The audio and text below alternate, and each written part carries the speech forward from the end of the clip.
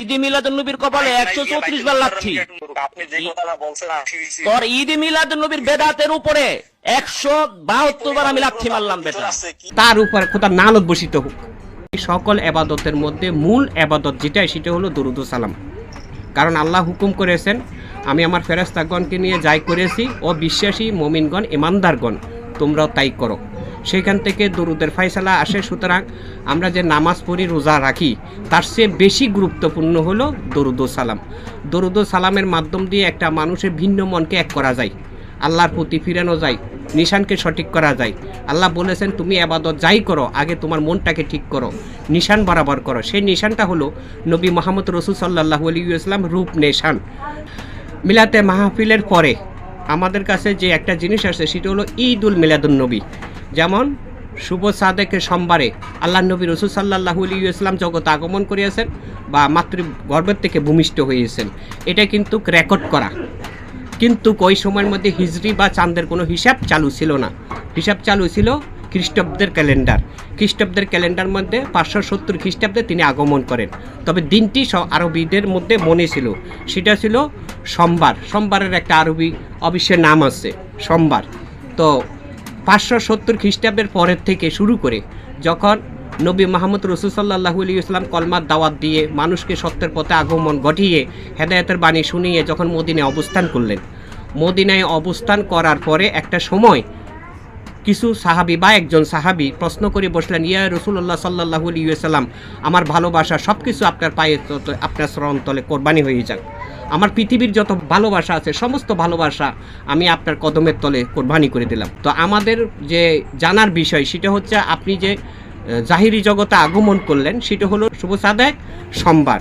তো সেই সময় যদি চাঁদের হিসাব চালু থাকতো, হিজরি সন চালু থাকতো, তবে ওই সময়ের মাসটা চাঁদের হিসাবের কোন মাসের সাথে কোন তারিখটা মিলিত হইতো এটা জানার একটু বিষয়।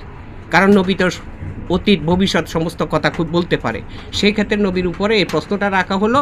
নবী মুহাম্মদ রাসূল সাল্লাল্লাহু আলাইহি ওয়াসাল্লাম ওই সাহাবীর উদ্দেশ্যে ঘোষণা করলেন বা উত্তর দিলেন, সেটা হচ্ছে দেখো আল্লাহর প্রিয় বান্দা ও মনোনীত বন্ধু যারা জমিনে আগমন করে তারা যেই দিন ও তারিখে আগমন করে ঠিক সেই দিন ও তারিখে উপাতে গ্রহণ বা মৃত্যুবরণ করে, সেটাই হবে ক্যালেন্ডারের একটা নির্দিষ্ট তারিখ।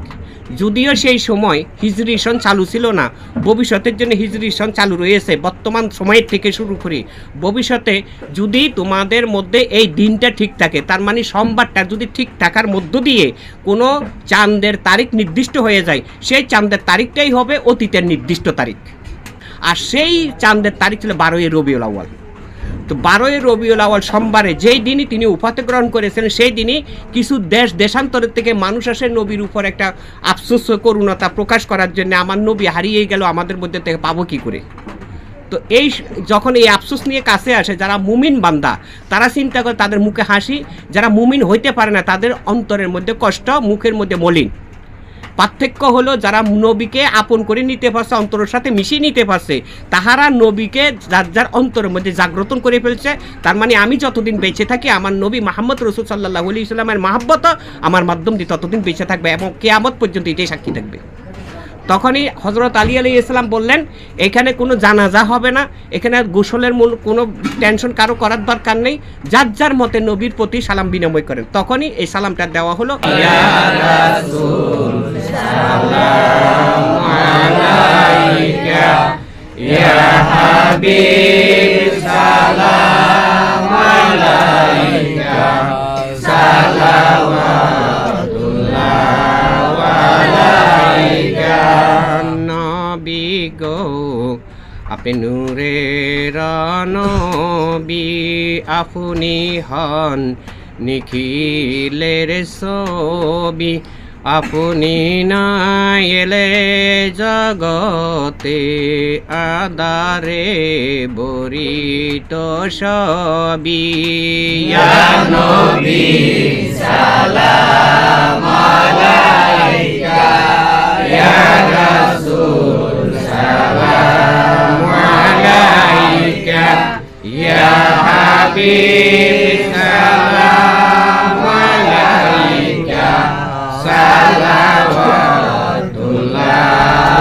আলাইকা।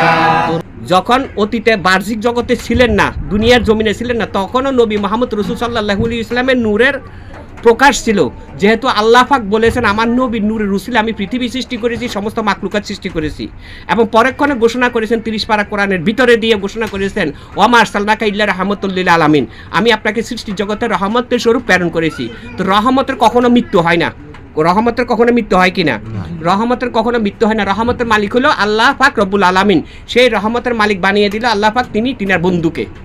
তো তিনার বন্ধু বাহ্যিক জগতের থেকে, মানুষের চর্মদৃষ্টির থেকে তিনি উপাতে গ্রহণ করেছে, আড়াল হয়েছে, কিন্তু যাদের অন্তরের সাথে প্রেমের সাথে মিশিয়ে ফেলেছে, যাদের হৃদয়ের ভিতরে নবী সুরাতটা ভরে ফেলেছে, তাদের মধ্যে থেকে নবী হারায় না, মৃত্যুবরণ করে না। যেমন হযরতে উমর ফারুক রাদিয়াল্লাহু তাআলা আনহু এই খবরটা শুনে তলোয়ারটা টান মারে বের করে নিছে, যদি কেউ বলে একবার আমার নবী উফাত নিছে তবে তার শিরটা আমি আলাদা করে ফেলবো।